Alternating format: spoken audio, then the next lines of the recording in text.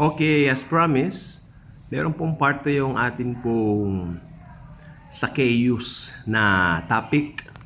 Dahil nung una po, gumawa ako ng lesson, parang may mga puntos, napaka-formal niya, no? So, hindi ako umalis doon sa lesson, hindi ako umalis doon sa mga puntos, yung mga verses doon lang po ako nagtutok, nag-stick, But right now, kwentuhan tayo. Iba kasi pagkwentuhan kasi yung revelation pop-up siya Nagpa-pop up po. Una, ayan na. Huwag na tayo magpatagal pa. Yung tinatawag na motibo ni Zacchaeus, bakit gusto niya makita ang Panginoong Jesus? Dahil si Jesus Christ ay very popular. Ang unang dahilan niya, ang tanging dahilan lang niya of seeing the Lord Jesus ay curiosity.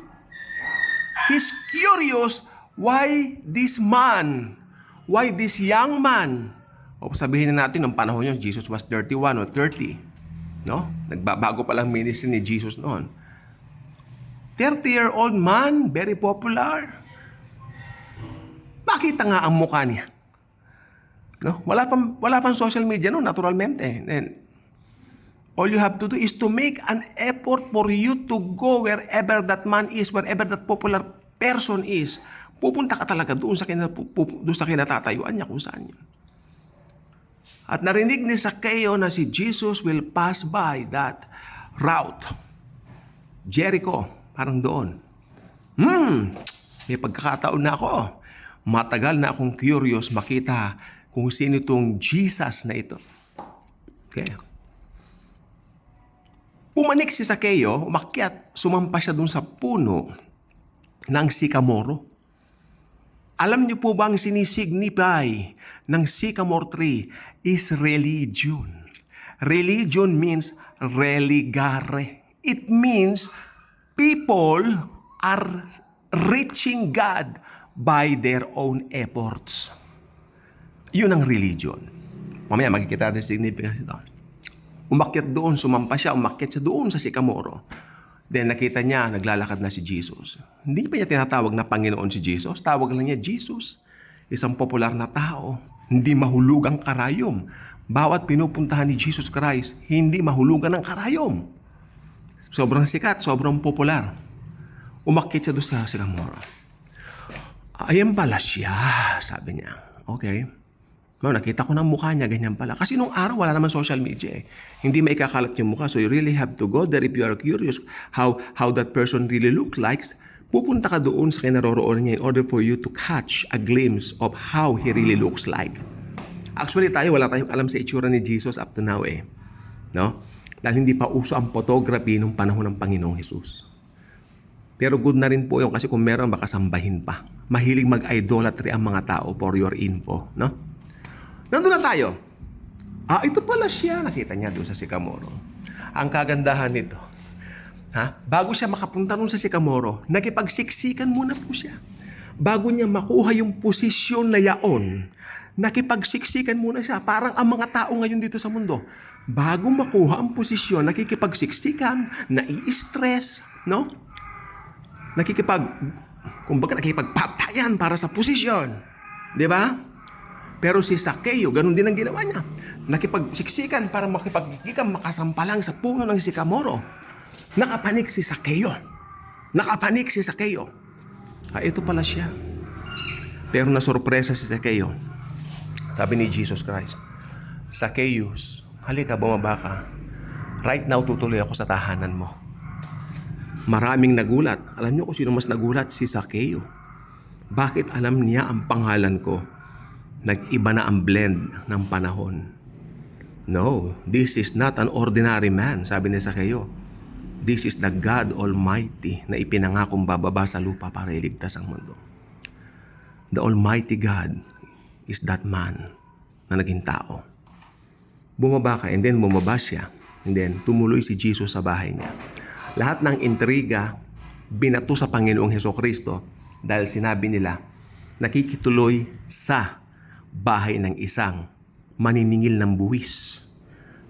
Alam nyo, ang mga maniningil ng buwis during that time, kaaway ng mga Hudyo dahil mas pinapanigan nila ang Roma, ang imperyo ng Roma na umaalipin mismo sa mga Hudyo, sa kanila.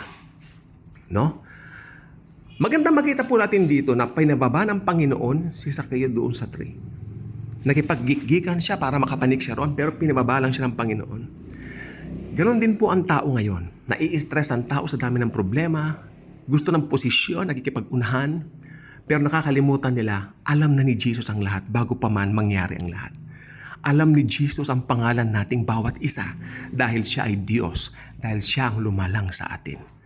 Huwag mo kalilimutan yan. Ang sabi ko po kanina, papaliwanag ko, religare. Yung puno ng sikamoro, sumisimbolo sa rehilyon.